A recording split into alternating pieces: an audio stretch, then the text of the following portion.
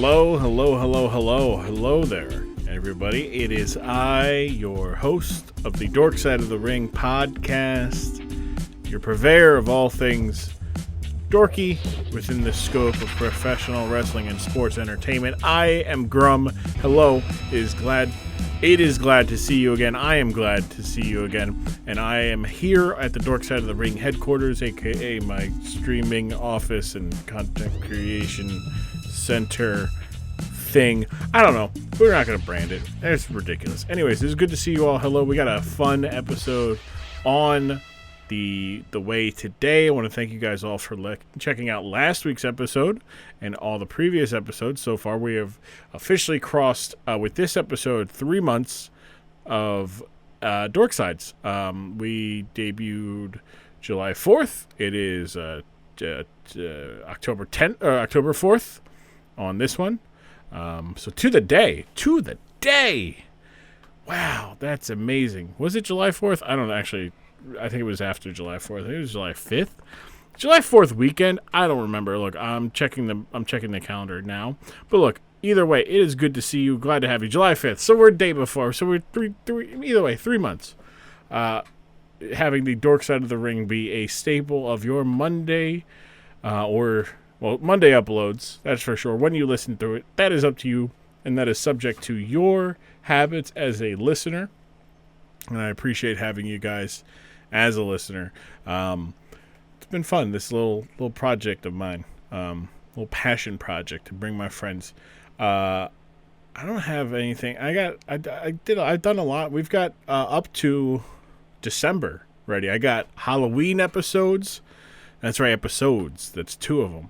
I got a Thanksgiving episode. I got a Christmas one planned. It'll be all good, all fun, all Dork Side of the Ring. Today we've got my friends, my close personal friends from the Tyler I Am Discord. If you go to Tyler I Am's Twitter at Tyler I Am and go to old Trilly's Patreon, you can get into there for the low price of I think $5. So it's like a Twitch sub if you listen to Twitch. Good place, great people, incredible community, and get my pals Chet and Blambert. Chet, a lifelong wrestling fan. Blambert has only ever watched 2 wrestling matches. One of them involves custody for a child. The other one wasn't even a match. It was a live sex celebration. Both will be future Dorkside episode things, but not with Blam, with other people. Today we are doing as you can tell by the title, maybe you're just listening to this blind without looking at it. You just pressed play and you said, fuck it, let's go. We got Pillman's Got a Gun from the November 4th. Funny. 4th.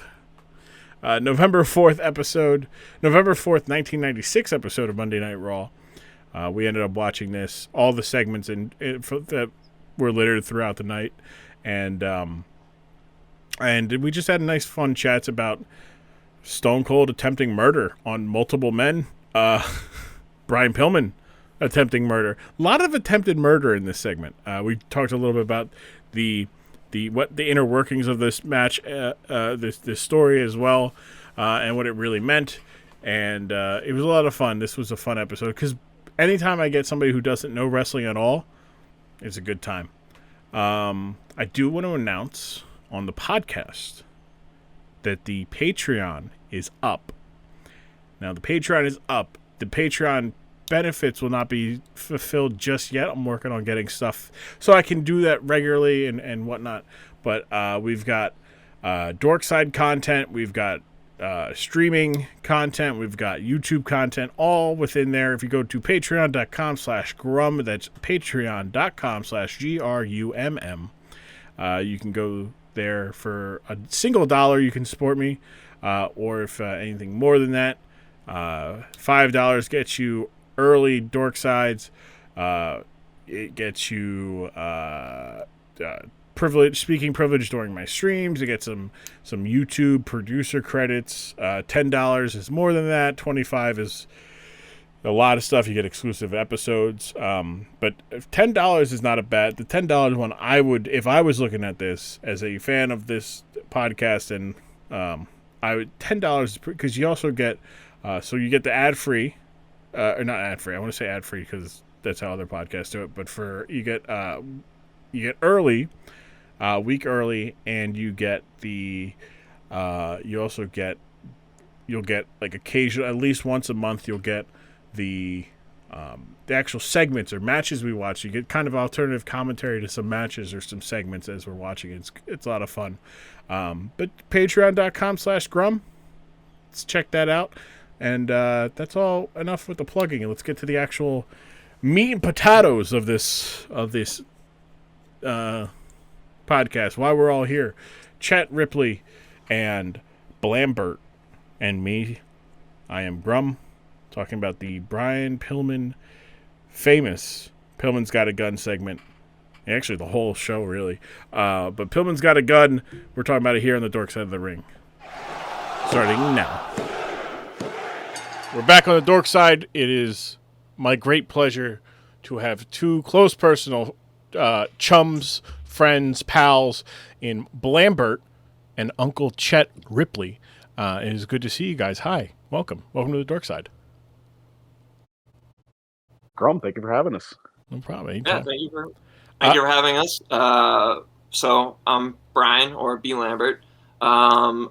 My knowledge of wrestling is limited to the hit Cartoon Network show Mucha Lucha, and also Jack Black's cinematic masterpiece Nacho Libre.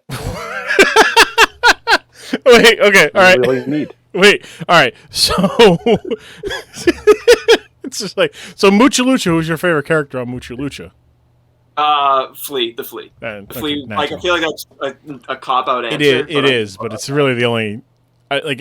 Nobody else is really that important. It's just the Flea. I feel like what was the main character's name? Manny? Is that it? Yeah. Yeah. Okay. Chet, do you know the show Mucha Lucha? Yes. Okay. I think it came out when I was an adult, so probably not. One of the all-time cartoon intro songs. One of the all-time cartoon intros. From a concept, really? Yeah, from a concept standpoint, very original. Like, they're just kind of like, yeah, we're gonna do Lucha Libre. These are children who become like superhero-esque Lucha Libre stars, and it is just like, oh, that's rad. I'm like, oh wow, okay, you know. And they have weird plastic bodies where all their wrestling moves involve them becoming the actual object that the wrestling moves are named after. So he's the main character's one. Manny, he's his finishing move is the bulldozer. He actually transformed his body into a bulldozer and bulldozes his opponents out of the ring. Very effective. That's incredible. Yeah, that's incredible. Probably illegal in traditional American pro wrestling to turn yourself into a bulldozer. See, I wouldn't know. But yeah, no. I mean, yeah. The refs don't matter anymore. You know this. That's right. That's right. Chet, what about yourself? I know go ahead. Tell the people a little bit about yourself. So I am 35 years old. I'm in a niche corner of the internet that I'm not even quite certain how I got there. I yell about geography. I'm a Mike Francesa enthusiast. Yeah, don't find me on the internet. I'll block you. If you do find me, I'll consider it a violation of my personal space and block you and report you. But otherwise, I've been watching wrestling basically my entire life. I have two older brothers. They've been, I'm the perfect age of Hulkamania before he became a dirtbag, into the Ultimate Warrior before we knew he was a dirtbag, and then around 12, 13 was when Stone Cold Steve Austin and DX popped off. So perfect timing. Yeah, it's so I think that makes you the oldest guest of the Dork Side of the Ring. So congrats to that. Excellent. But we talked about. We'll bump up the average age. Yeah, we'll bump up the average age here. No, if anything, is you've became the outlier to the extreme. I think, the last couple episodes, I've had people who are sub 23, and I'm just man, I'm fucking old. I'll be 30 in January. This is life. But no. So here's a perfect example. The first pay-per-view that I remember watching is Royal Rumble 92. That's a good one. That's the one. That's when Flair went the distance. Yeah, Flair goes the distance with a tear in my eye, Gene. Tear in my eye. Well, tear in my eye. I can tell you. Yeah. It's like, Rick, you were in the ring for 60 minutes. How are you drunk? I was drunk before. That's how. But yeah, all right. So we have a nice little. Not since the very first episode of the Dork Side of the Ring have we had two guests with on polar opposite ends of the wrestling spectrum in terms of fandom. We've got, you, Chet, who has, been a wrestling fan for as long as you can remember, and Blam. Blam's only two wrestling content that he's absorbed has been the custody of Dominic Mysterio between Eddie Guerrero and Rey Mysterio, and I believe Edge's live sex celebration. Yeah, so the Dominic one I got exposed to just because people were talking about it online, and so I had heard of any of these people were involved, and so I just fired up out of the blue.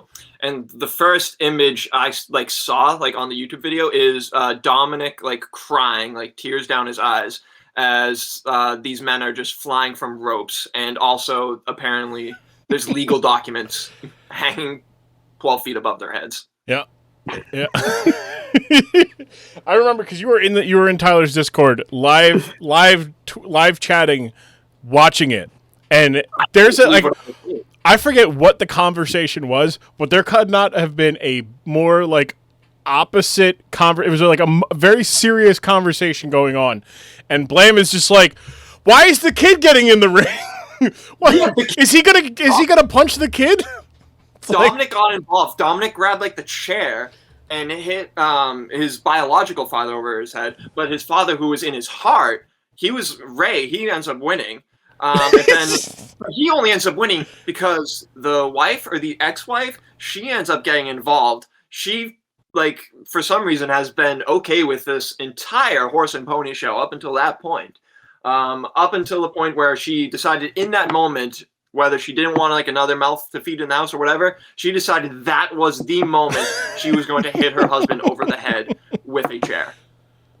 That's actually it's a pretty good summation, I think, Chet. I think Blam, summed up the custody. That's a future Dork Side one where I want to show people because that was an incredible reaction of Blam, you got to watch this next. And Blam's I don't know if I can. I need a week here. But yeah, Blam, you of the CPFs, you have been probably request number one of get Blam on the Dork Side, because I specifically demanded to have Blam.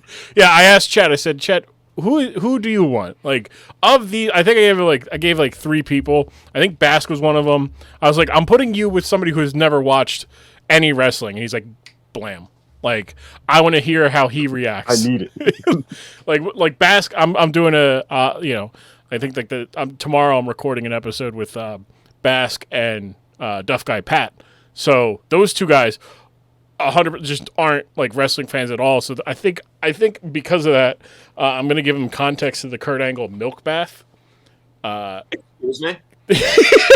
I'm not on the Kurt Angle milk bath episode? No, Blam. No, because I didn't want to get you excited and off track. I wanted you to be as confused as possible. Also, can't have them all boned up. Yeah, can't have you bricked up in the middle of the recording. Well, too late. Just the thought. That's my secret. Just the thought. That's my secret. I'm always bricked up. Always thinking about milk. I'll show you. Look, but after we're done recording, I'll show you the milk bath. I'll give you a little bit. I'll give you a preview of it. I feel I've seen that GIF before. Correct. But a lot of people have seen the GIF and the related GIFs. The context behind it takes it to a whole nother level because you're just what? so it's wrestling. In my brief exposure to wrestling, one thing I've just like never understood it. Like growing up, I never knew people that into wrestling, so like I just wasn't exposed to it growing up, and so I had like a lot of like the stereotypical notions in my head about like it being like dumb and yada yada yada, and like it's phony and fake. But like, honest, like watching like the Dominic ladder battle, I was getting into it. It's like a mix of like theater, like performance, like live, like theatrical performances, but like also it has like the fandom and like the pageantry of like sports. Like it shouldn't come as any surprise, like it is a sport, but like it's just like I didn't really expect it to like kind of meld together in that like perfect like Venn diagram for me, and it did, and I found myself like really wanting Dominic to, you know, go to a loving home. I think I'm getting. Wait, so were you rooting for Eddie Guerrero, or were you rooting for his father, Rey Mysterio? I wasn't sure who was the biological father at first. I mean, Rey's wearing a mask; he could look exactly like Dominic. I don't know. So it was kind of just I had to figure out the context clues as I went along. It's fucking hilarious to me.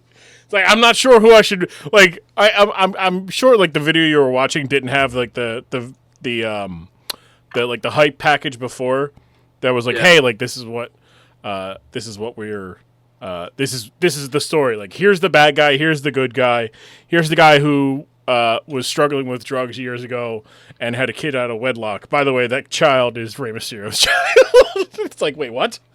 You know that old saying of how like Dominic Mysterio. You know that old saying of like sports fans just saying, "Oh, like hope both teams have fun." That was me just hoping like everybody's house remains intact and like nobody receives like generational trauma. Yeah, that went out the door. In theory, that went out the door the minute the child would found out that his dad was not his actual dad, and then that played out in front of millions of people weekly. Like that's so. And Vince looked at that storyline and was just like, "Yes, it's such good shit." Like, and the wildest part about that is a month and a half later, like Eddie Guerrero is slowly turning face. Like he's just like, I'm a good guy. I know I fucked up, but I'm doing all right. And then like, unfortunately, he passed away. Like, you know, 3 months after that like custody match. So like, really, his last high profile match is custody of Dominic Mysterio, which in the grand scheme of things kind of seems like, you know, undeserved. Like there should be something better, but life is unfair sometimes. Alas. Now, Vince is the actual owner of hell. He is. Yeah, he's not the devil. He just he rents it out. So, Chet, question for you: where were you, November 1996? Shoot. I was living in a nice, quiet suburb in the middle of New Jersey. Depending on the time, I was probably settling in for a little Monday Night Raw. Okay. So I know just from the picture that you have up exactly what's about to happen because I remember watching it live, but I haven't seen it since then. Okay. Maybe on like a documentary on Pillman a little bit, but that's about it. Okay. This is some of the greatest television in history. Indeed. Blam, question for you, Blam. Sure. Do you have like a security system in your living space? As you guys know, there's currently an anti-tank missile in my garage. Does that count? Can confirm. I've seen the photo. Yes. Yeah, that's why I asked.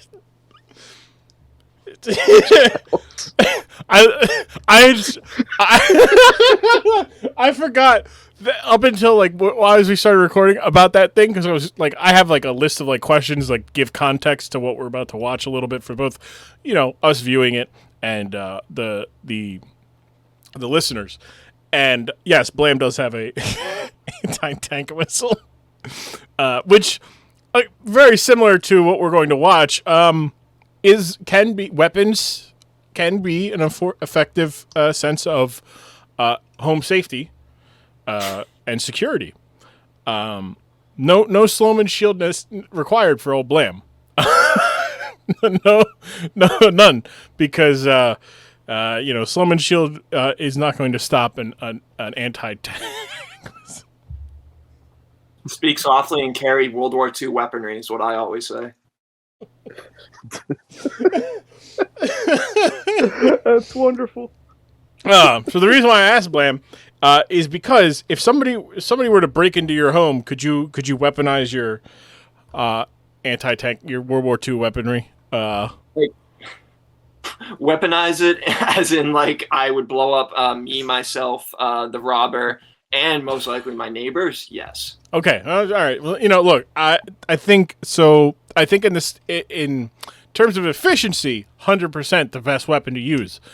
What about like if you were to trade that anti-tank missile for a Glock, or just a 9mm, just a standard handgun? Do you think in theory that would be enough to protect your living space? Am I the one holding the gun? In theory, yes. Yes. No. Then no. It's you, the gun, and Barry Bonds.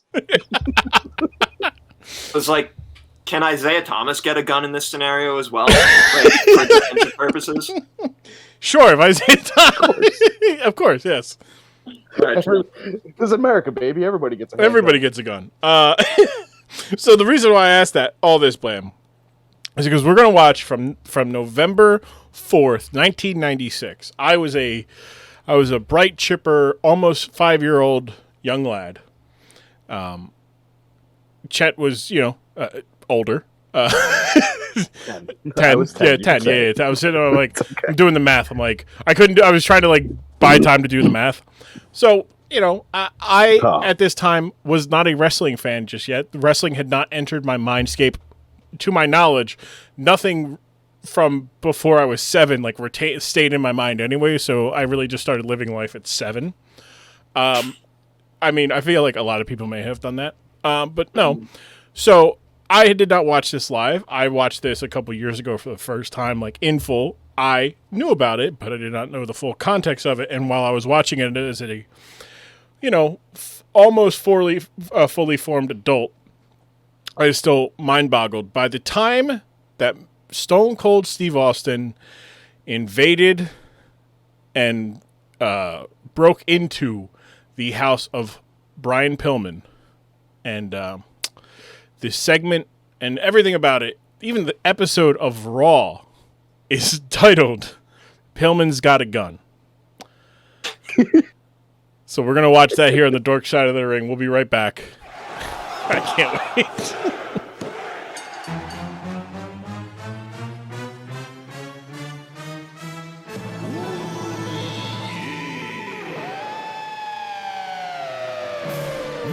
Yeah, Macho Grumm here. Yeah, letting you know a couple things. Yeah, continue to support the podcast absolutely free. Go to Dork Side of the Ring.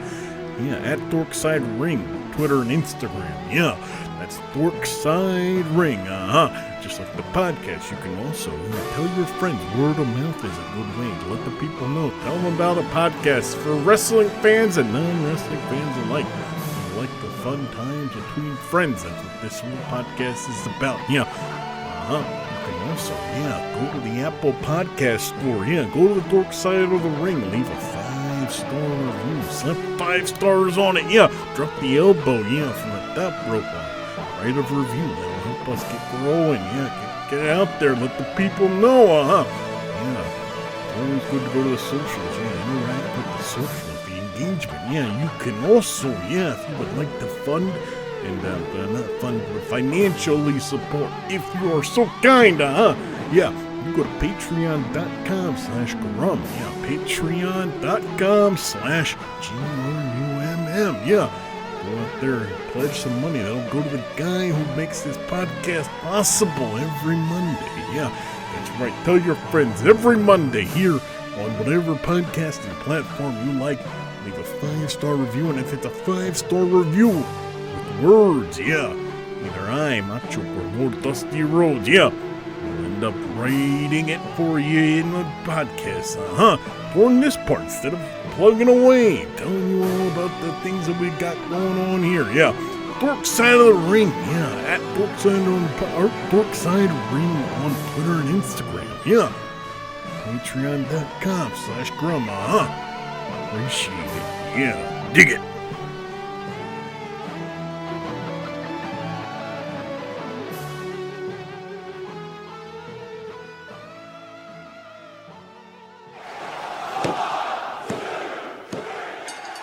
So that's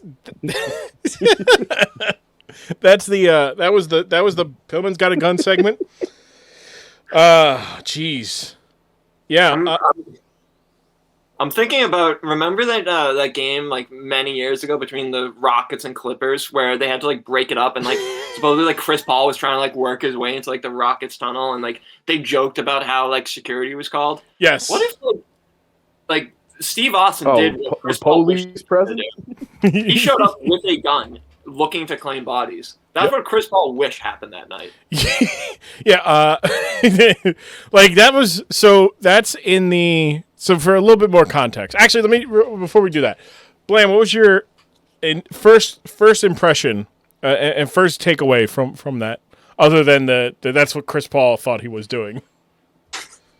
I mean, like, my first impression was like, I feel like something that only could have ever existed in the 90s. I feel like you cannot, you would not be able to title like so-and-so has a gun in like the 2010s or 2020s. Like, I feel like we're just past that point where gunplay is like a prop, if that makes sense. But I just like, was that actually his house, or did they build that set? I believe it was actually his house. No, it was his actual house. Yeah, it's his home. Yeah, it was his actual house. When I talk about like wrestling blurring the lines of like reality and like performance and stuff like that, that's just why the line is blurred right there, because you have just men with guns in other men's houses. just destroying properties such as their children's swimming pool. Yeah. Ruining summer days. Chet, first time watching it since it happened live in full. What are the thoughts running through that old cabeza of yours? I have some notes. Oh, notes. He took notes. First of all, Stone Cold beat the ever living shit out of those guys. Like he like those guys had never been in a fight in their lives before, and they were told don't hit him, and he took every liberty he could. He tried to drown a man in a kiddie pool just because he could. Yeah. And then on top of that, the hairstyles are the most early 90s, even though it's not the early 90s hairstyles.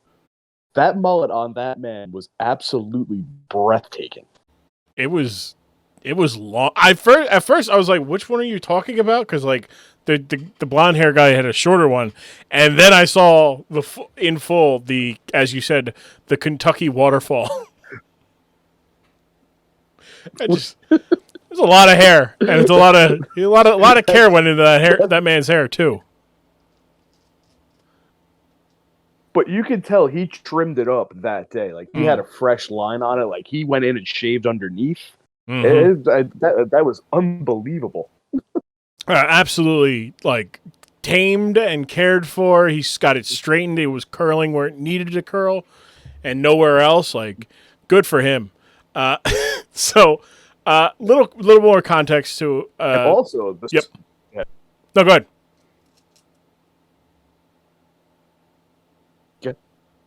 Go ahead. Okay. So the real star of it is Pillman's wife, who, respectfully, Jeff Van Gundy, she screamed bloody murder the entire time. Just hair-raising screams the entire time. The real star. Yeah, she definitely that's good. I was gonna say definitely the underrated performance of the segment is Mrs. Brian Pillman. She didn't like logistically have to be a part of that, but she sure added to it. So apparently, I was going to get to this. So obviously, a segment like you said, it's something you could only get away with in the '90s, and even then, it's kind of pushing the pushing the limit, especially in '96, because we're not quite in that like fuck it, anything goes in the media society that America would turn into in like '97 to like 2001, 2002. Like really, like comedy was really the only thing that could be edgy. We didn't really get like South Park in the like the entire cultural mindscape just yet in '96. So like this was still kind of pushing it. Also, the show would start. It was the first episode of Monday Night Raw that would just start at 8:00 versus 9:00 as it was before. So you're getting a younger audience. So you kind of have to get permission from, the network, USA Network. And Vince McMahon went to him and was like, "Yeah, this is what I want to do." And originally, in the original idea, he wanted his wife, Brian Pillman's wife, to like fall over, like get hit, not like get like hit, but like inadvertently bumped into and fall over. And they're like, "Nah, there's a gun involved. You don't need to go any further than that, Vince." And Vince's like, "Are you sure? You really think if she just falls, gets bumped into or something like that, that'll be great TV, and also it will help our story?" And they're like, it'll give it a little extra pop. yeah. And they're like, don't think there needs to be that that little bit of unnecessary violence towards a woman who is innocent. And I'm like, wait a second. So if she wasn't innocent, where does this line fall, USA Network? But yeah, the '90s was a wild time. Considering they would be showing Silk Stockings right after that. Murder, she wrote. It's my favorite thing in the '90s would be Vince McMahon having to talk about a television show that was going to air on USA Network after Raw, and it's always like the worst. It's like every 3 months is a different show. Like they could not have a show to follow if they fucking tried. The problem is I remember most of them. Oh, jeez. So you had Silk Stockings, which was basically just softcore porno. La Femme Nikita. Oh, I remember that. Pacific Blue. And then something else. I can't remember. Was there something along those lines of like. Was the La Femme Nikita the Lorenzo Lamas show where he was a cowboy? Was the La Femme Renegade? Was La Femme Nikita the one with William Shatner? There was a show on USA that would air after Raw that had William Shatner in it. Let me go to the Google. I don't even remember. I just remember because like I remember him being involved in like some promotion of it on the actual television show, and it's just like Jesus Christ. But yeah, Blam, your reaction to when Pillman pulled a gun out of nowhere to say let him try. I'll let him come in. I'll give him what for. I like how like it's like just a trick of the camera, but I like how it looked like he pulled it out of the cast of his broken foot. I know it was probably just like sitting in his pocket or in his lap, but I'm choosing to imagine that he pulled it out of the cast of his broken foot. Like he was anticipating that this was going to be a need at some point in time, and he came prepared. Glad I never get caught without my 9mm. Like the best. Catch me slipping. Nope, won't catch. I never leave home without my cast gun. Plaxico Burress could have learned. Plaxico Burress took the wrong teachings. He said, "Oh, I need a gun to get a cast." It's like, no, the other way around. You get the cast to get the gun. But the absolute, like, Brian Pillman was a interesting guy. Shortly before that, before he came to WWE, he basically convinced WCW to legitimately fire him from his contract because they were telling us they were doing a storyline where he was a loose cannon and whatnot. And he's like, yeah, fire me. And they're like, okay, but you can't go work for WWE. He goes, yeah, okay, all right. So he goes to work for ECW for a couple months, and then he like I forget how, but he was able to go from like ECW to WWE because he technically wasn't working for WWE. He was technically working for ECW, who was loaning him out to WWE. It was an absolute fucking like masterclass, like getting in the bag from him because he got fired, got to keep his WCW money, went to ECW, got paid by WWE via ECW, and then got to go on WWE television at a time when like they're at war with each other. Is it silk? And stock. mind you, his first night in ECW, they had to stop him from pulling his hog out. That's right. Yeah, he wanted to piss all over ECW, and he was legitimately pulling his dick out, and they had like cut the feed. And this was going to air on what station? I think it was supposed to be like all. It was For me, it was public, like not public access, but like your local, like for me, it was MSG, like the Knicks and like Rangers channel. But like, it wasn't like it late. It was like 11 or 12, right? Didn't it only air like late? Yeah. Yeah. Yeah, it was on it. It was on at like 11, and then midnight, and then like 3 a.m, and then like they made a mistake of putting it on in the middle of the day once. It was just weird. Imagine like falling asleep to like Patrick Ewing against like going up against like the '90s Pacers. You fall asleep like halftime of the game, and you wake up and there's just a man peeing on your screen. Who the fuck is this? What the fuck? It's basically what happened. Man, Jesus. Did the Knicks win? No? Fuck. Is that why this guy's pissing in a wrestling ring? What the hell? Oakley again? Damn it. Why are they throwing so many chairs? God. Could you, like, that's got to be the best, like, intent, like, late 90s, like, mid to late 90s Knicks is, like, like, they're good, but then they're frustrating, and you're like, and then you just go and watch, like, ECW, and you watch guys just fucking lay waste to each other with steel fucking chairs. You're like, all right, I'm good. I'm zen. I think that's why Knicks fans are very frustrated. They don't have that that fucking, like output for them to just watch somebody else get hit with a chair so that they're not the only ones feeling like absolute dog shit that night that the Knicks lose a game. One of my favorite parts of that video was like, I kind of said it about how like just how 90s that looked. Like that looked like a 90s sitcom. It was proceeding like a 90s sitcom up until the gun came out. And so now I'm just picturing like that looked like it could have been like an interior of like the Full House home. Like if you didn't know any better, like that could just be a scene where like in an alternate universe, like Uncle Joey's just sick of John Stamos's garbage and just pulls out a gun. Cut it out.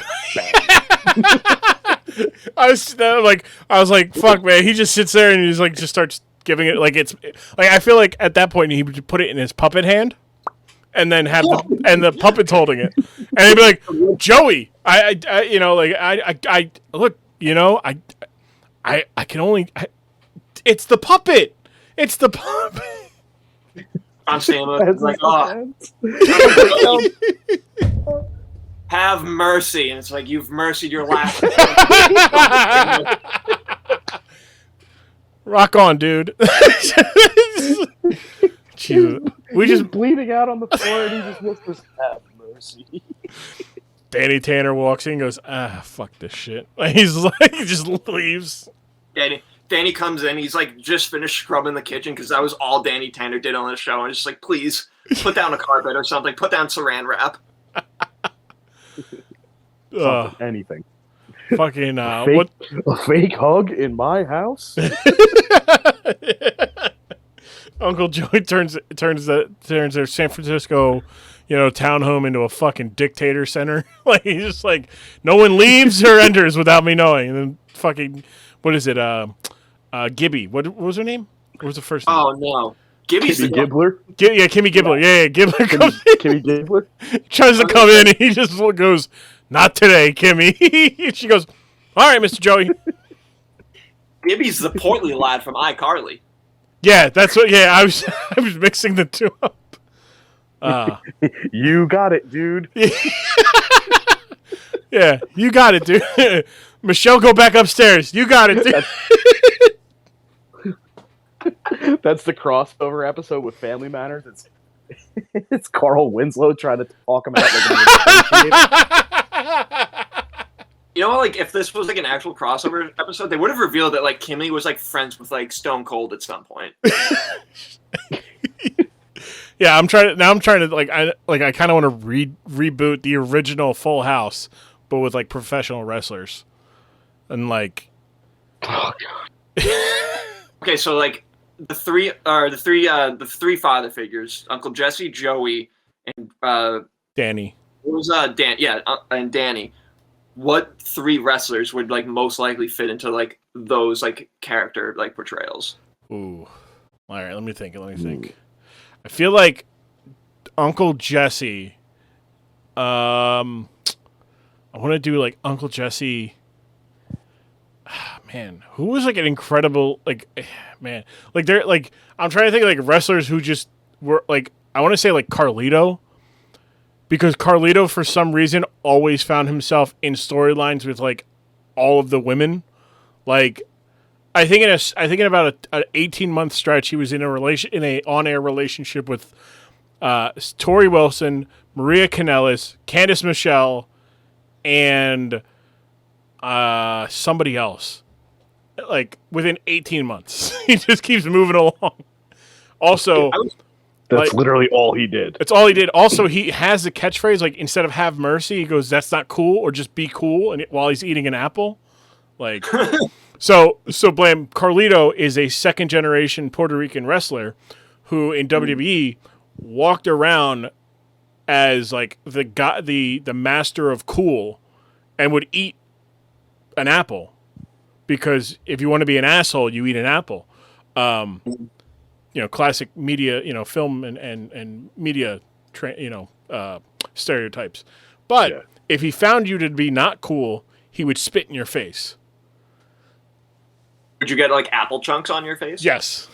Oh, see, that's yeah. It was absolutely disgusting. Yeah. What kind of apple? Like Granny Smith, like red apple, bright red apple. Whatever they had in catering. Not like it's sour apple. That's good, I suppose. Could have been worse. You're right. Yeah. But yeah, he was just. I was going to say for Uncle Jesse, of the wrestling matches I've watched, which is only 2, 50% of them, the Edge is having sex. So I feel like my answer has to be Edge for Uncle Jesse. That's actually that's also a good one. I can only assume that in 50% of all wrestling matches ever, in my experience, the Edge has to be having sex in 50% of them. To be fair, he was the rated R superstar. So they just had him do checks out. Yeah. Also, there was the ECW One Night Stand match where he pinned another man's wife in the missionary position. Oh no. Yeah. Yeah, he did. Edge, what are you doing, bud? Yeah.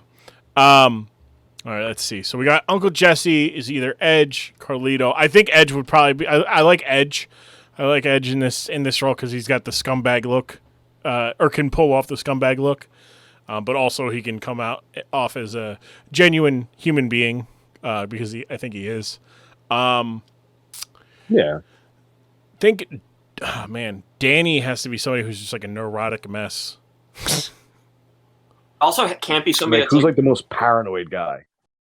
Yeah, it can't be a heel. It has to be somebody that's like squarely a good guy. Yeah, like at first I was like, is it Raven?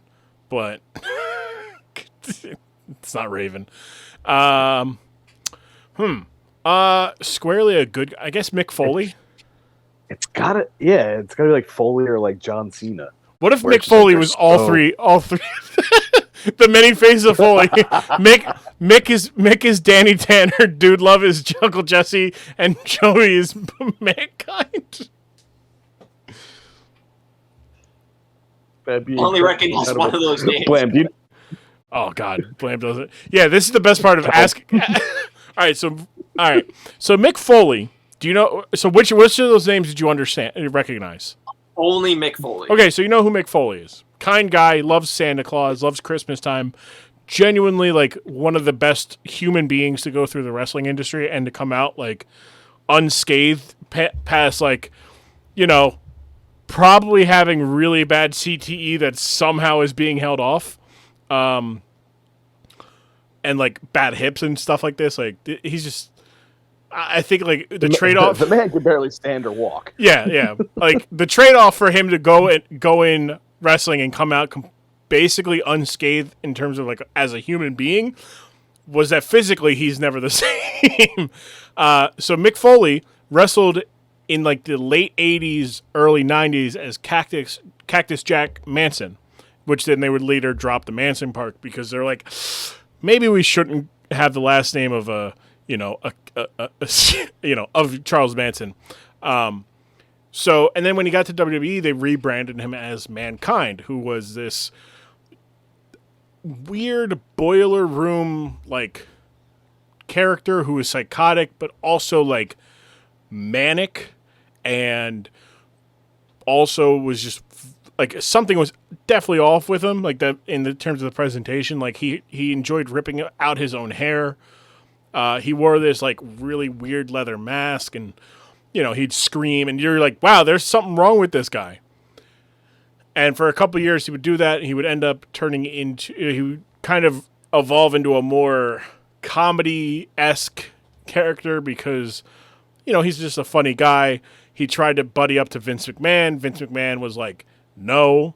And, like, he's like, oh, okay. And along the time, he did a sit-down interview with an interviewer on WWE television that, like, was, like, talking about his life as Mick Foley. And he's like, yeah, you know, my dad was a school principal. My mom was a teacher. I grew up in Long Island or on Long Island. I don't know. I never know. I change every time. You know, I wanted to be a professional wrestler ever since I saw Jimmy Superfly Snuka, who is a bad guy, do a Very bad person. jump off of a steel cage onto Don Morocco at Madison Square Garden, to the point where when I was in college, I wrestled backyard under the name of Dude Love. So Dude Love is the epitome of ladies killer. You know, like, all the girls want to be with him. All the dudes want to be him. Like, he's that dude. He's Dude Love. So they went and brought Dude Love to life on television. He's wearing tie-dye. He's wearing, like, he's just like a 70s, like, caricature of the 70s hippie. He's like, yeah, dude. Like, Dude Love, dude. Yo. You know, like, and it's just outrageous because it's like, that's Mankind. That's the guy who rips his hair out, like, every match. And that's the guy who takes steel chair shots to the face every match. Mrs. Foley, baby boy. Yeah. So he's in terms of in wrestling, they are known as the faces of Foley, which is Cactus Jack, who is an absolute madman, Dude Love, who is just, you know, a fun loving dude, and Mankind, who is kind of like an amalgamation of both, but also deranged in his own way. Like, he's deranged, not violent. And then there's Mick Foley. So the idea is, like, Danny Tanner is probably closer to just Mick Foley, but the idea of Uncle Jesse, Mick Foley playing all three of them would be hilarious. Like that idea a lot. Yeah. If Mankind's the weirdo neurotic one, I feel like that should kind of be Danny, though. Danny was neurotic and weird as hell. Yeah, I mean, it would be funnier to see him just like tell the Michelle and just be like, "All right, sweetie, come here."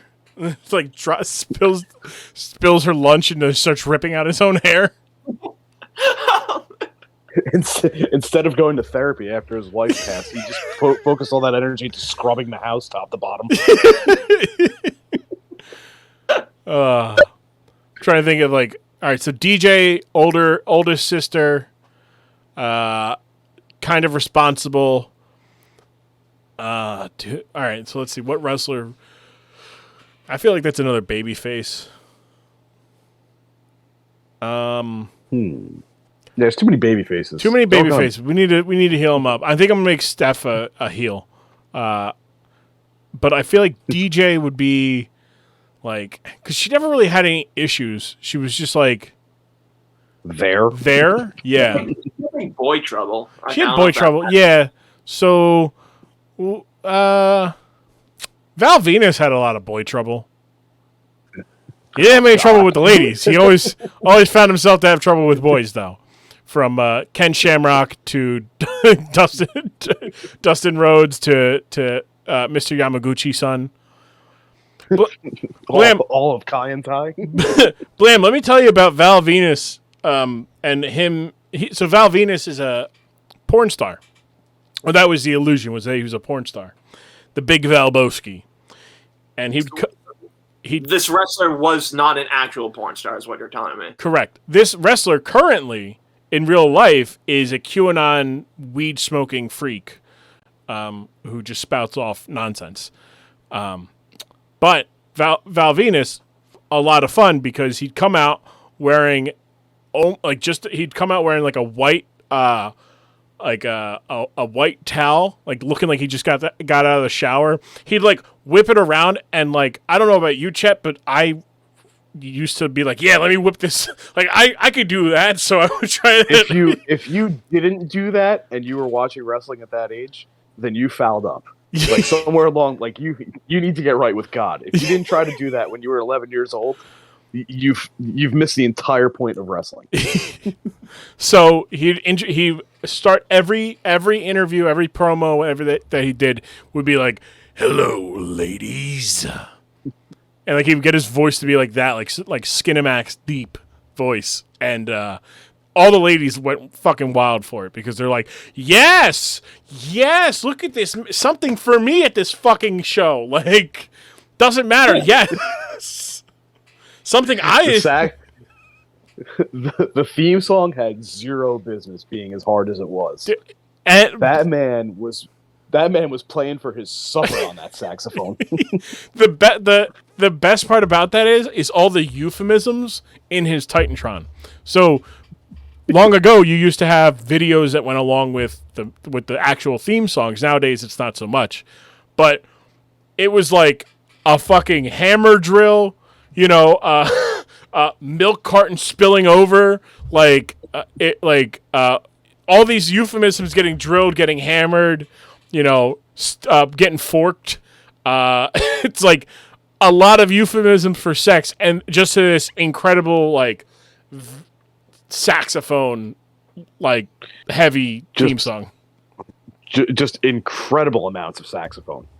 But he had a penchant for being quite the ladies' man. Obviously, you talk about your Big Valboski, and if people don't say you're lying, people are going to be interested. He would work his way from going after a man's wife and courting her to courting former UFC champion Ken Shamrock's on-camera sister. So imagine you being that horny that you're like, yeah, I'm gonna go have sex with her, and her brother is Ken Shamrock, and he told me not to have sex with her. I don't care. I'm that horny. Detrimentally horny to the nth degree. So just to clarify, this Yes. man. Some say Jamson levels of horny. So this man courts women, is inappropriate towards them, and plays the saxophone. Yes. You're just describing The theme song. Yeah, just the theme song. He doesn't play the saxophone, but he comes out to it, so I'll allow it. Yeah.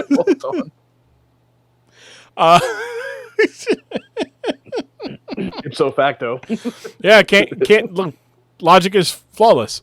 But yeah, so he would then court the eyes of one Mrs. Yamaguchi-san, who is the wife of Mr. Yamaguchi-san, who had a stable of comparatively undersized Japanese wrestlers, and they would they were there for comedy, really, because 90s pro wrestling, Vince McMahon, there wasn't money in diversity, so why they're there for comedy. Let's make fun of them. What? I was gonna say, this seems problematic. Why bother? It's problematic. it kind of gets to problematic because It gets there. so as he gives Mrs. Yamaguchi-san his big Valboski, Mr. Yamaguchi-san said, Val Venus, if I ever get you, we will choppy your pee-pee. Oh, no. And they get him. And as an episode of Raw goes off, a butt-naked Val Venus is chained up. Like he's held up by like a meat hook. He's got his wrist, like he's handcuffed, butt naked. There's a table in front of him. And the implication is that his big Valboski is on the table, and Mr. Yamaguchi-san has a giant katana, and he just goes like, I told you, choppy pee-pee, and he just and that's how, how it goes off, off the air. So for a week. Yeah. All you hear is like a knife going into like a butcher block, and that's it. Yeah. So for a week of waiting, you're like, the biggest question coming out of a Monday Night Raw is Stone Cold going to get back at Vince McMahon? Is this, that? It's, holy shit, is Val Venus' dick okay? And he would come to tell everybody his big Valboski's fine because he had a lucky moment of shrinkage because it was cold. Good for him. So he only lost a little foreskin. This is what used to pass for like weekly entertainment. Like in the 2010s, we had like the collision course that was Game of Thrones. In the 90s, it was yes. Did this adult man get circumcised or no? Does this man currently have his foreskin? Yeah. Yes. Basically, we've come a long way as a society. High theater. But like that's Shakespearean. That's it. Well, like so, we joking about it, but like Blame, you kind of touched on it when we were doing the intros and whatnot of how like pro wrestling is this weird combo of sports and entertainment, which is why WWE hammers home that they're sports entertainment. But like wrestling itself is like, to me, the last form left of like Shakespearean play, because nobody, like if you go to like if you think about how Shakespeare, how it all started was like they were in a pit and they were acting on the floor and everybody was sitting up above them. Nowadays, like you go to a theater, you sit on the ground and the theater is raised up.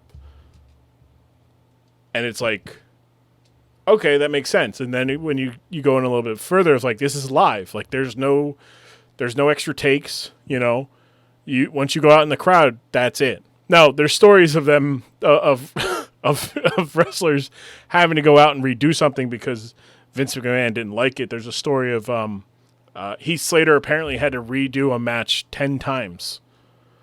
Jesus. Because absolutely gassed. Yeah. It was like a quick match. It was like a minute and 20 seconds, but Vince didn't like it, so they keep redoing it.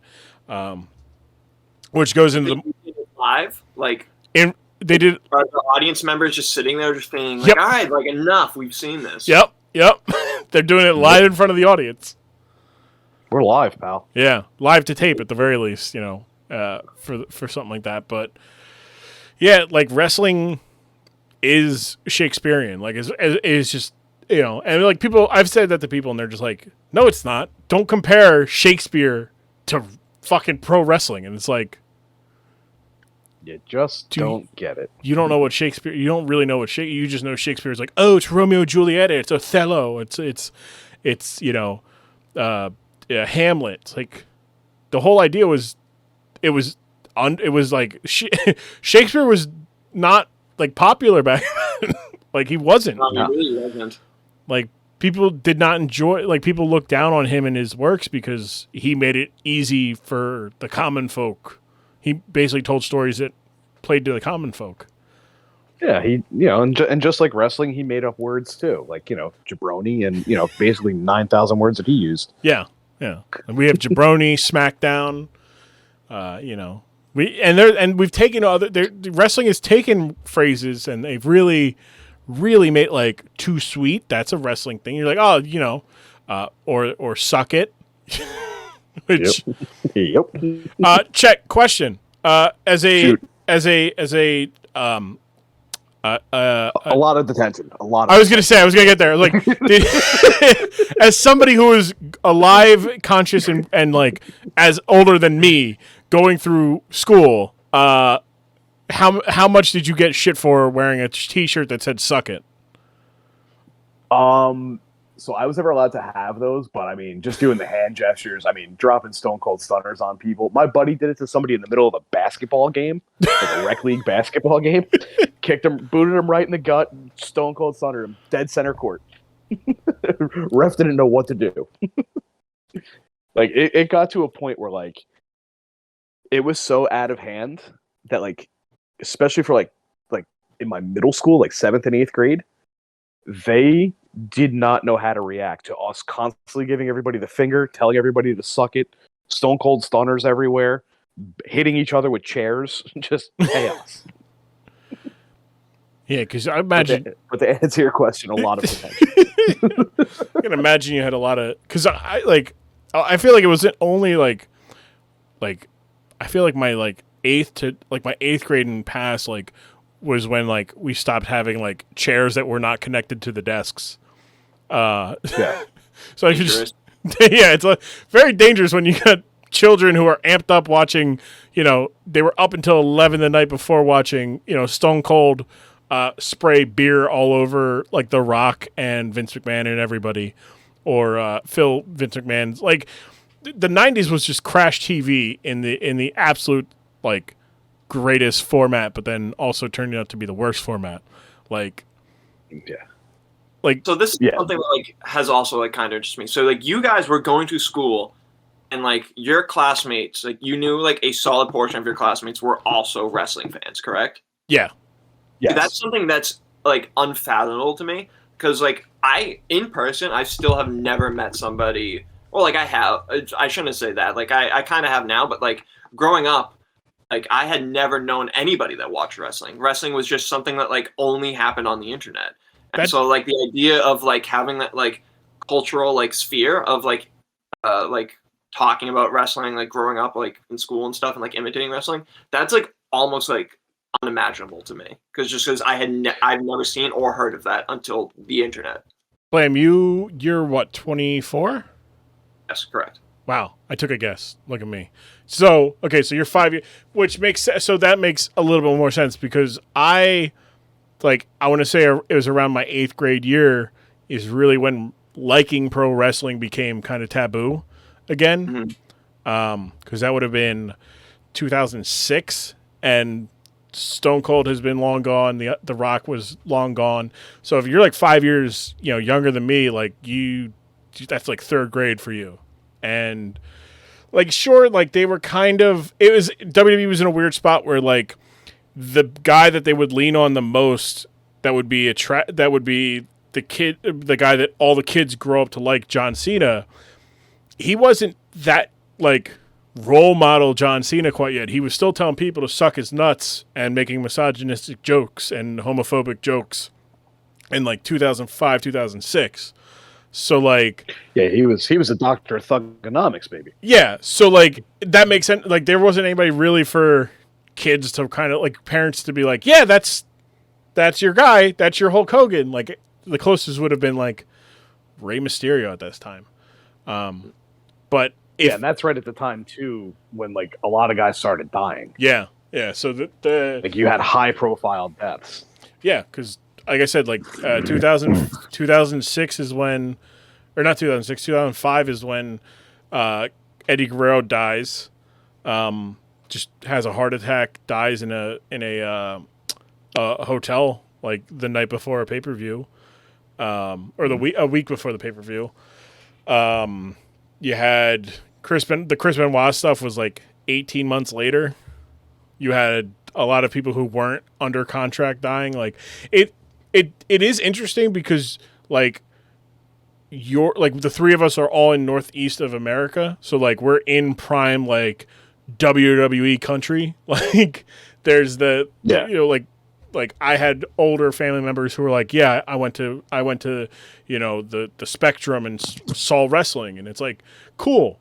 Like I didn't, but that's cool. Like, and there's like like, oh, we go to MSG or this or that. There's a very stronghold of professional wrestling that's still alive and like has a tradition. Whereas like, you know, Atlanta and the South and Charlotte, Charlotte, North Carolina and whatnot, like they don't really have their wrestling anymore because WCW went and, 20 years ago, were sold, and there's not any real other like recognizable pro wrestling in America.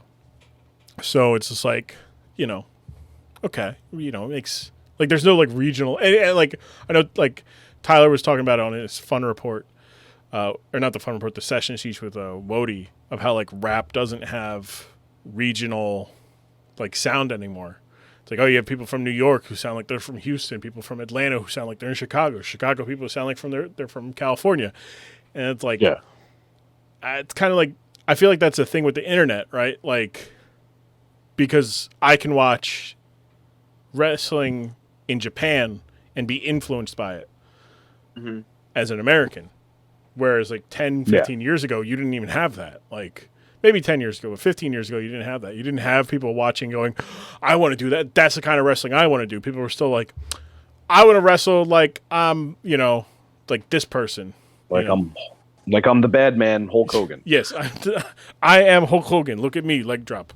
But yeah, I do find that funny, Blam, that like even like just because we're all like, you and Chet are about 10 years apart. I'm in between you guys at about 5 for each, but like where Chet's like feverish, like everybody's loving pro wrestling throughout high school. People are sucking it, or telling people to suck it. I don't know if they were sucking it, but they definitely were telling people to suck it to the point where, people are dropping stunners on people in the middle of a basketball game. And like, to me, where it's just like, yeah, if you like wrestling, you kind of didn't really, unless you had like friends, you didn't talk about it at school. You would talk about it outside of school. Yeah. And then to Blame, it's like, I didn't know anybody who watched it. Yeah. So like I caught like the end of like the Hulk Hogan era. Mm. And that was like the biggest boom period. And then I caught like I was in the sweet spot age for like the Stone Cold Steve Austin NWO era for like that explosion. So like everybody was watching. Like you either like when you were my age, like you watched it and like that was like everybody watched it. It wasn't like even a question. But then as the popularity died down, like it became like you said, like much more taboo, much more like. Like let's just call it what it was. You were called a dork if you did. Yeah. Yeah. If there's one thing that Blame is not, is dork. Blame is not a dork. He's on the dork side, but Blame is not a dork. I'm a dork about like very many things. I'm a dork about like sports and like Star Wars and Harry Potter. But not pro wrestling. That's where he draws the line. Not a wrestling dork. that scripted violence shit. No, thank you. I don't want that in my life. No, thank you. Space Wizards, where the guy kisses his sister. Sign me up. but a profession where there's a actual owner of the company sexualizing his own daughter and trying to get many people to make out with her and impregnate her. Nah, I don't want that. Keep it. Yeah, keep it. That's something Vince McMahon did. Oh, buddy. Oh, yeah. Multiple times. I know he's like, in general, like not a good person. Like I know he's got like a whole ton of controversy around him. But, yeah. You sweet summer child. Weird more and more. So, all right. So we start with there's the big ones. Like he kept doing a show after one of his workers died in front of everybody. Kept doing the show because on live TV. Pay-per-view. Owen Hart fell from the catwalk and died in front of everybody, and like not on air, but in front of a live like arena of like 15,000 people, and they wheeled his dead body past like right back through the curtains that everybody goes through, like comes out of, and like so like Vince McMahon sees his dead body. Like his second command, Bruce Pritchard, sees him. Like all these people are seeing him dead. There's people who are there was somebody who was supposed to go out and wrestle him, and he's standing there, and he sees his dead body. his best friend, Jeff Jarrett, is told to do an interview to fill some time because Owen fell and he needs some time. And as he's doing it, he sees like his best friend's body be carted away. On with the show, baby. On with the show. On with the show. Got to go do it. Do it for Owen. I feel like that's OSHA violation somewhere. The Rock, who at the time, like, Owen Hart was like a big like leaning thing for The Rock, because The Rock at this point has only been in the industry for like 4 or 5 years, and he trained in Calgary, so like he knew Owen Hart. Owen Hart helped train him. Like he owes Owen a lot, and he's like, I don't think I can go out and wrestle. Like I'm in the main event of this show, and I don't think I can do this. And Vince McMahon is like, God damn it, pal, I need you. Owen needs you. What would Owen want? And it's like, Owen would want me to go the fuck home. He wouldn't want this. He was like, and so there's a thing of like the disconnect between, like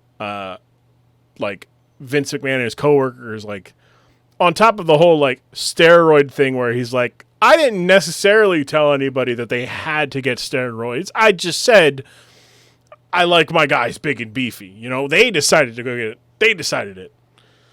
But, it takes a lot. It takes a lot to beat the U.S. government in the court of law. And Vince McMahon. Blam, are you a Lord of the Rings guy? Am actually, yeah. Okay, so you'll understand this then. So you know how there's Sauron? Yes. But before that, actually Sauron has a boss. Mm-hmm. And he's like the evilest guy, the guy Morgoth. Mm-hmm. That's Vince McMahon.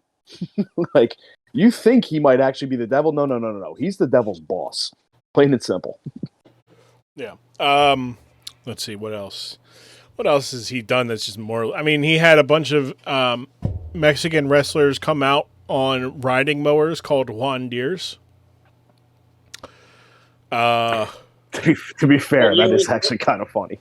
It's terrible, but it's terrible. But those guys leaned into it so much and made it as best they could, to the point where it was like a parody of a parody. Yeah. They were almost like, we're just going to shove it up Vince's ass for this one. Yeah. There was Kai and Tai. We were talking about Kai and Tai, but there was a second version of them that was only 2 guys, and they did a bit where they would do the old Godzilla Japanese like dubbing. So they would have the microphone wouldn't be on, and they would just be speaking into this dead microphone. And on the other side of things, he'd have his son, Shane McMahon, basically do this, like, hey, like, we are evil and we're going to beat you. Like, after 17 minutes of the guy talking to the microphone. And then the other guy would say, like, would go on for 4 or 5 minutes only to say, indeed. So it was all that, like, stereotype of, like, oh, like, they do all this talking just to say this. It's like, Jesus Christ, Vince. And I feel like that might even be, like, the lighter things. He always pitched an incest angle. His constant love of using little people and humiliating them. Yep. That goes back to WrestleMania 1. Yeah. And all the way up through, like, Hornswoggle. He tried many times to have a story. He would pitch a storyline where he'd impregnate, like, Stephanie McMahon got pregnant, and he goes, oh, that's awesome. We can do the incest angle. Which, as his one natural reaction, yes. Yes. Not congrats. Not, oh, you're going to have to take some time. We can do that. We can do the incest angle where you are pregnant, but you don't know who the dad is, and it might be me. There's a time where Vince McMahon literally defeated God. Yes. I can't wait till that gets talked about. I have heard about this, right? Like, am I allowed to, like, spoil what I think? Yeah, that's fine. Look, I'm sure the people who I'll have on, but even if they listen to all of them, it won't be until we actually watch it, because this is the thing where it's like we could talk about it, but until you actually watch it and you're just like, holy shit. Yeah, so I haven't watched it, but I feel like I've heard of it. Wasn't God just like a spotlight that they just shown on the stage? Yes. Sure was. Yep. Yep. Classic. When he poured water on the ground and started walking on water, just incredible. Just incredible. The thing about the feud with Shawn Michaels and God isn't the match itself; it's the build up to it, because this is peak. Vince McMahon has lost his fucking mind, and that's to say something, because in 2003 they hired the wrong one. No, sorry, 2000. No, it was 2003. They hired the wrong one-legged wrestler. How many one-legged wrestlers are there to mix up? More than one, apparently. There was two. Yeah. Literally two. There was two. They hired the guy who didn't actually wrestle. He had maybe 1 or 2 matches to his name. They hired him. His name was Zach Gowen. And he came in, and Vince's like, who the fuck is this guy? And they're like, we hired him for the angle that you wanted. He's like, how long? He's like, we gave what you told us. We gave him a 6-month contract. He goes, God damn it. And then he's like, that's it. So he basically made it to the point where he's like, we're just going to beat the fuck out of this kid. He had Brock Lesnar basically massacre this child on television in front of the kid's mom. This kid may be 19, 20 years old and has to get his ass obliterated. Listen, Vince is going to get his money's worth. Oh, yes he is, because the payoff of it all, you would think, the one-legged wrestler beats Vince McMahon. And sure, he does get a one-up on Vince McMahon occasionally, like beating him in an arm wrestling contest before Vince McMahon kicks out his prosthetic leg. But the devil, the actual devil. But then he basically tells Brock Lesnar to dispose of Zach Gowen because he's done with him. He doesn't want to see him ever again. So he has it so that Brock Lesnar throws this man down a flight of stairs. Now, some magic tricks, it's a stunt man, shit like that. But the implication is there that he wanted to kill this one-legged man.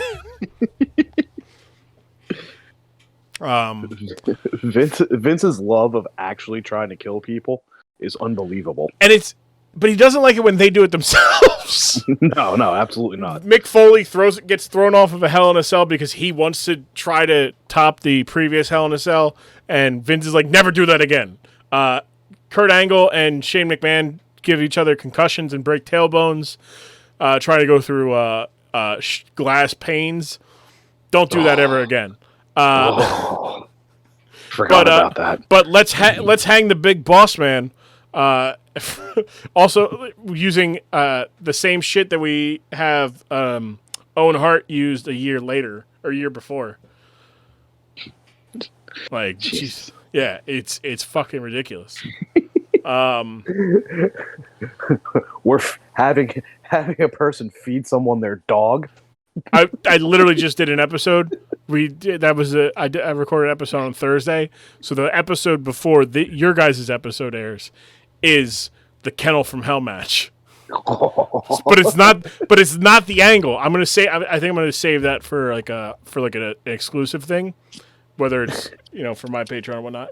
But the idea being like that one little thing is all the context we gave. I'm like, this is Big Boss Man. He's a cop, but he's also an evil person, and one and the same. Yes, correct. And he he stole this man's dog, and they're like, oh, that's not nice. I said, it gets worse. And I'm like, what do you mean it gets worse? Does he kill the dog? I said, well, no, not necessarily. And they're like, what do you mean not necessarily? And I explain, he invites the dog owner to his hotel room and says, you'll get your dog back. Just eat dinner with me. I made this dinner for you. I want you to have it.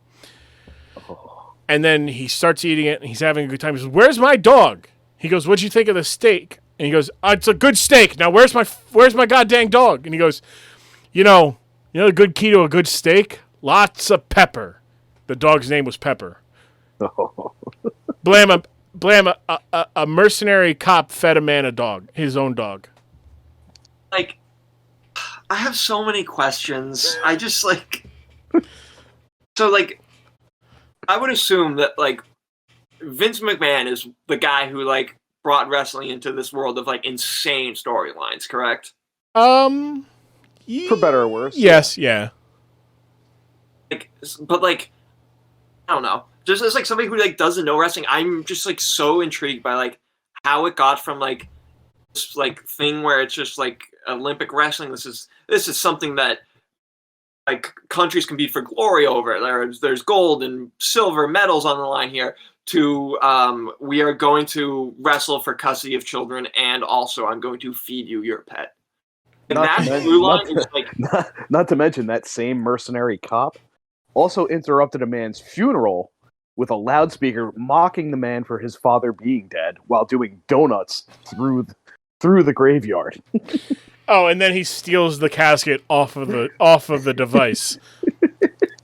Yeah.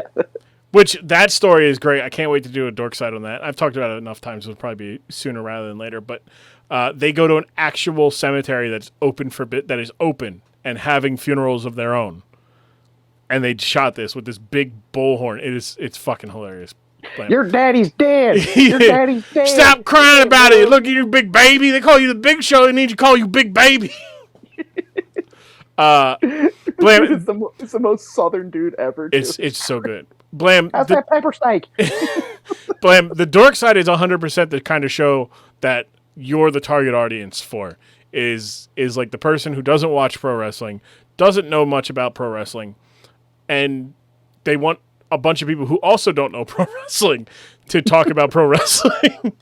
Because it's just like, none of this makes sense. Like, I was looking at this. We had, so of the episodes that have aired so far, like, there's one where Chucky from Child's Play showed up. That was the very first episode. He interrupts a promo. We've got we've got the Ultimate Warrior being a victim of voodoo. We've got a hockey player who's too violent for any hockey league that became a pro wrestler. So tomorrow's episode that will air is a pig pen match. Oh. Like, it's a match where the objective was to throw your opponent into a pig pen that had actual pigs and was shitting all over the place. You know, like there's a lot, and I haven't even like, a month and a half in, I haven't even scratched the surface of like some of the biggest things, because the idea is right now is like, I'll just get the shit that is like not too well known so that I can then do the well known stuff. Like I've told Chet this, but like there's one topic that is bookmarked for only one person. And it is a Hollywood backlot brawl between Roddy Piper and Goldust that includes footage of the OJ chase. What? Yep. You like take place like on like June 14th or whatever that day was? Nope. Then what does OJ have to do with any of this? It gets better. They wanted to bring OJ in for the match. What year was this? 1996. 96. Same year. This Same year as was Pillman months got a after gun. he was acquitted. Yes. My word. Yep. The same year as Pillman's got a gun. Yep. That's just that is the scope of professional wrestling. Is that within a calendar year, like, also, by the way, Roddy Piper would go from that match at WrestleMania 12 to headlining Starrcade 96 against a freshly turned heel, top of the business, Hulk Hogan. Like, nothing makes sense. None of this makes sense, and that's why I always end these episodes with wrestling is better when no one takes it seriously, because you absolutely cannot. If you sit here and try to take this shit seriously, and like there's a point of like, like just discussing things. There we go, not disgusting things, yes. But discussing things, critiquing things, and then there's a point where you just go, this is you're taking this way too far and being serious. It doesn't matter, because this man who was almost killed in a fire has a billionaire's son's testicles hooked up to a car battery. Jesus Christ! Like, I need to do an entire episode on that feud. Like, because there's multiple cases of attempted murder in like a 2.5 month span. There is an electrocution of the testicles. There is throwing a guy off of things. There's jumping off of things onto a guy. There is putting a man in a fucking limousine and then knocking him unconscious, putting fucking gasoline in it, putting a brick on the gas pedal, releasing the e-brake, and letting it go straight through a fucking tractor trailer. Gotta be hell on your insurance. And then and then the blow off of it all is an ambulance match. It's just I'm picturing two things in my head right now. Okay. I'm picturing 2 ambulances. Like, remember that Jackass stunt where they have like the golf carts? And they do like, golf cart sparring. That's one thing. That's one thing I have in my mind. And the other one is like a match taking place in an ambulance, or he's trying to throw a man into the ambulance. It's that the objective is to throw your opponent into the ambulance, shut the doors, and then you win. Also, do you also have to run around to the driver's side? No. And drive off with him in the back? No. No. You just somebody's already in the car or in the thing. At the same time as this, by the way, that deep demonic fire survivor man who actually turned out to be the guy who started the fire in the first place that killed his parents, or at least his mother, is the Undertaker's brother, Kane. And at the same time, Undertaker is going to war with Vince McMahon because Vince McMahon has kept screwing the Undertaker after the Undertaker was like, hey, maybe you shouldn't beat your own daughter. Is this cult era Undertaker? I can't quite. No, this is biker. Remember. This is biker. Oh, Biker Taker. This is at the end of the Biker Taker. Yeah.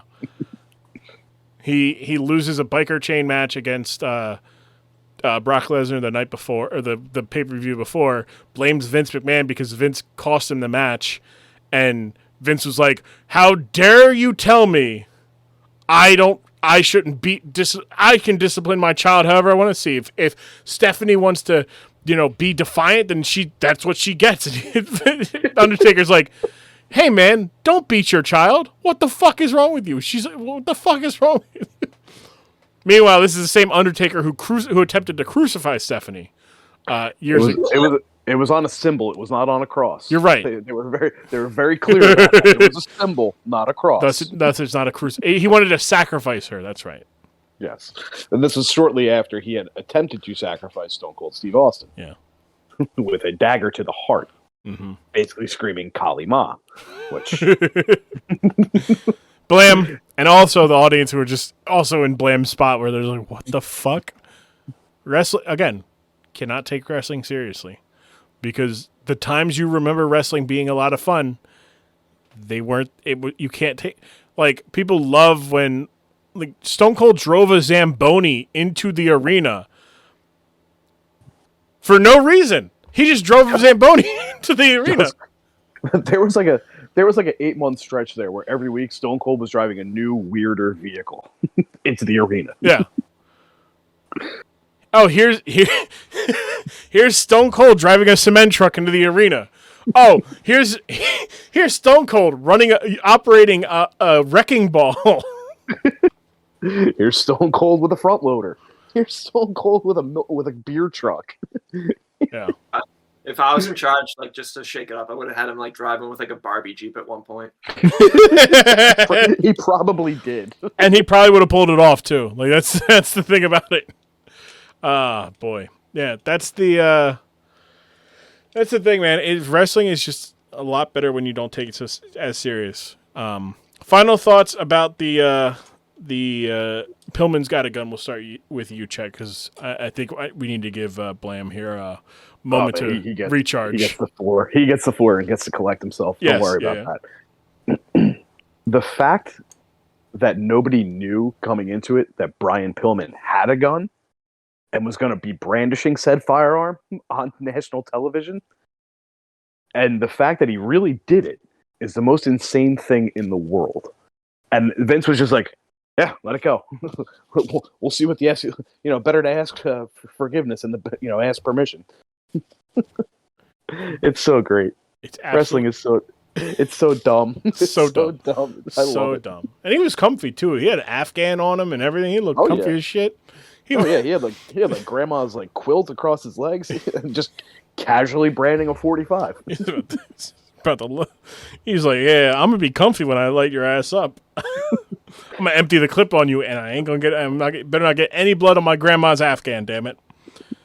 When Blam said, "I can't believe that's what his voice sounds like," I lost it. Yeah, Brian. Oh, I forgot to. So Blam. Some context to that. Brian Pillman had was it a cancer? He had like polyps on his vocal cords. Yeah. He would get them removed and then they would keep coming back. It was like one of those weird. Yeah. Right, so now I look like a dick. No, because it's always talked about. It's like you see this guy. He's 5'10". When he wasn't like this deranged looking guy, looking like Kurt Cobain, like he was this pretty much a straight cut, like clean cut, baby face, good guy. He'd come out. He played for the Cincinnati Bengals. He'd come out in like a varsity jacket looking thing, and he went by Flying Brian, and people loved him for that. And then eventually he got tired of that and was like, you know what? Like I want to change up my presentation. So he got a little bit more grungier, and and even when even before, like when he would talk, it just wouldn't fit because you'd hear this gravelly voice guy, and you're like, dude, you're 215 pounds, like wrestling people who are 285. What the fuck? Yeah. But yeah, so Blam, the floor is yours. Everything we dumped on you. It's a lot to take in. But lasting impressions of your time here on the Dork side of the ring. I mean, obviously, besides the superimposed image of my brain of that man brandishing his firearm in that suburban household, more than anything, I'm kind of I'm just obsessed with the idea of wrestlers invading other wrestlers' homes. Like, I kind of want a match where like it's not like a family cookout and Stone Cold Steve Austin is just beating people with a potato salad. Like the image of that poor man, that poor neighbor, just his head being held underwater in like the turtle kiddie pool, which like was actually just huge. Like more than anything, I feel like that's like the most underrated part of that was just like the actual like audacity to film this in just actual people's homes. You should, if you like that, you should check out Triple H and Randy Orton. I was gonna pull that up for after we're done. Yeah. You saying like there's been a couple invasion. I don't think anything is as involved as that, other than maybe the Orton and Triple H one. But yeah, that whole angle was just ridiculous. Yeah. So last couple of things here, I pulled up like a 10 from like What Culture, like 10 things you didn't know about Stone Cold, which most of them I did know. I forgot this. In the original broadcast, they were unable to censor him from saying, I'm gonna let him go. I'm gonna kill that son of a bitch. Let him go. Get out of the way. Get out of the fucking way. So there was an F-bomb on the original broadcast that made it through. Also, many USA Network wanted to throw Raw off of the air as a result of it. Which is funny because that's not even the worst. So, like, at the same time, like, you had Goldust androgynous stuff that was being interpreted as him being gay, and people were like, that's not good, and whatnot. So the USA wasn't too happy with some of that stuff and some other stuff. Also, Pillman was supposed to fire 2 shots at Austin before the feed cut, and for whatever reason, apparently that's a bridge too far. Yeah. The original plan was for him to get 2 shots fired off and like for Stone Cold to get grazed or something like that. Couldn't find like the plexiglass shield, so they just had to cut that. Like, what was the plan there? I also just can't get over the fact that like they knew about this for an hour and a half. That he was there circling the neighborhood, and then like the cops never came. Wasn't even a thought to call the cops. No, Pillman was going to give him a straight dose of street justice. He said, "I'm going to, we'll see what happens when Austin 316 meets Pillman 9mm." It's like, oh boy. Maybe Pillman was like a really bad member of the community. Like he just was leaving garbage in his lawn, and so like the call came over the radio. It's like, disturbance at the Pillman home, and they're like, we'll take our time. We'll take our time. He's a wrestler; he can handle it himself. I mean, look, Brian Pillman was apparently an actual badass. Like he could hold his own, but I mean, certainly would have been able to hold his own with a gun. I don't know though. Stone Cold Steve Austin was whooping up on his friends that were very large human beings. Attempting to drown one of them. No, he was just straight trying to kill that one. The guy he's trying to drown him in the kiddie pool, and then he threw a fucking radio flyer wagon at his fucking head. Blasted him with it. Absolutely blasted. The other guy didn't get off too much easier, but I mean, the worst was having his head squished in the door, the car door. So outside of that, he just got his ass beat, garage door to car door. But whew, it's a lot going on. So thank you guys for coming on. A lot of fun. We'll wrap up here. I'm glad that we were able to get Blam on here and break Blam's brain, so that next time Blam comes on, Blam's like, all right, I've watched 70 wrestling matches, and none of them involve sex or custody of a child. I'm out. So you better bring something good. And it's like, all right, fine. I guess we'll watch. There was that one other one with the kiddie pool, but that was on Live Leak, so I don't know if that counts. I didn't see WWE people there at all, so I don't know what it was. It's like, next time. I didn't recognize a single person, and also I didn't see the guy get up. It's like next time I'll show Blam the time Vince McMahon died. Which time? Exactly. I have seen the video of, is it Stone Cold like beating him with like his bedpan when he's in the hospital? Yep. Sure is. Video. Yeah, that's a great Dork side one. Like those are the ones where I'm just like, when we've exhausted all the shitty ones, these short, it's like, yeah, let's just do these well-known ones that are like, oh yeah, here's him beating the fuck out of Vince McMahon in a hospital. Like I did, the Shockmaster. Yeah. Like I did The Rock, This Is Your Life, and I felt like that one was a good one because it's like, yeah, while this is a beloved segment, this is also a segment that, even in the concept of like pro wrestling, makes no sense. Nope. Not a lick of sense. Yerpel the Clown. You know who Yerpel the Clown is, Blam? No. Better that you don't. Sounds terrifying. Either of you guys have anything you guys want to plug, or whatnot? Be my guest. Blam, we could start with you. I really have nothing. I would like to endorse Hornstra chocolate milk. It is only available in the South Shore of Massachusetts, but it is the best chocolate milk you will ever have. That's all I got. Okay. Chet, about you? It's very regional. Also very on brand for Blam. Yes. The most niche. The real Blam said, "I'm a real milk drinker. I'm gonna show you. I'm gonna show it."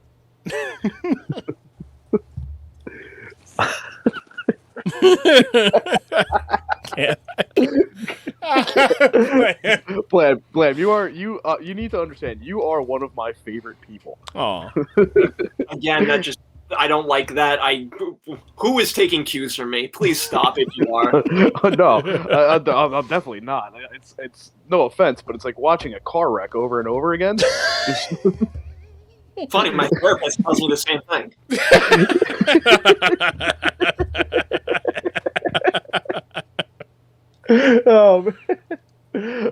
Grumm, thank you for having me, man. This was incredible.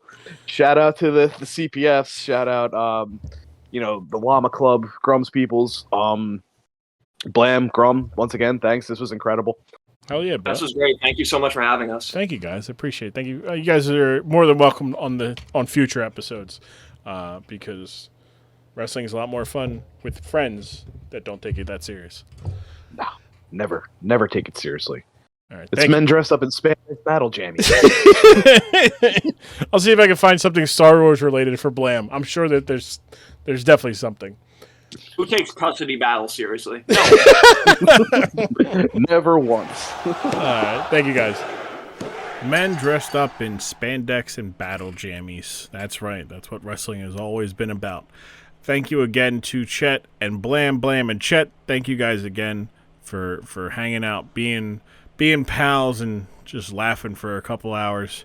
A lot of fun. I hope you guys had fun. I had fun. I had fun listening to this again. I had fun being a part of it in the first place, and that's all that we can ask for, right? It's fun.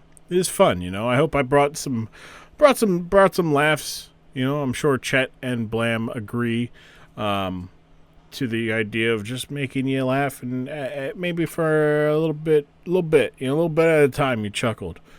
That's the goal here. We laugh, we love, we live. We're like an Etsy sign you hang up in the vestibule. That's the word. I was thinking about the word vestibule of your house. That's us, the Dork Side of the Ring, with more vulgarity, of course, in pro wrestling. But anyways, glad to have you guys join me this week at the Dork Side of the Ring. Next week we've got Isaac Yankem, I believe. Isaac Yankem. Let me make sure here. Let me check. I'm not good at this, but I'm 99% sure we're doing Isaac Yankem next week. We are doing Isaac Yankem. We're doing Isaac Yankem with my friends from the Tilly TV Grand Theft Auto roleplay community, Boom to Ba and Music Chick. They have their own podcast called Boom to Chicks, something unexpected. It's a good thing. I think I got that right. I'm 90.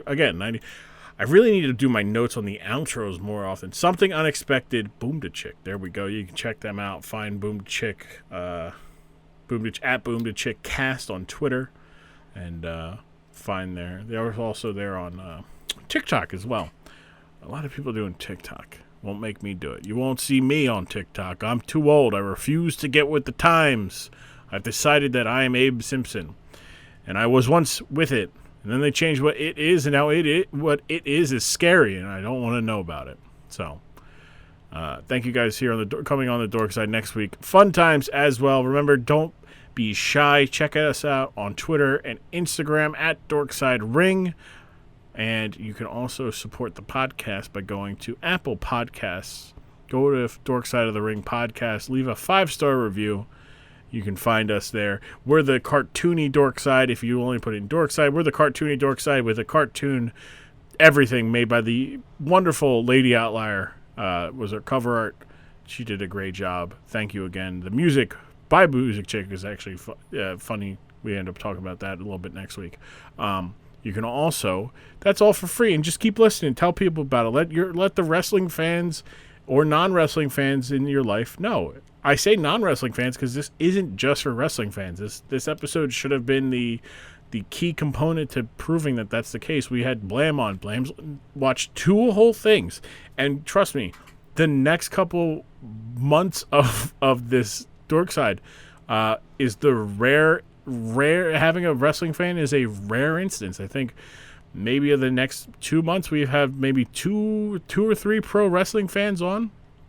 And maybe about 4. Now I'm really thinking about 4. It's a lot of fun to not have wrestling fans and sharing your interests with people. Do that for me this week.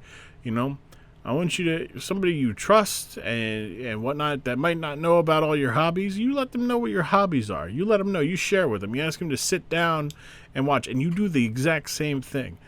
You share your interests, share that joy.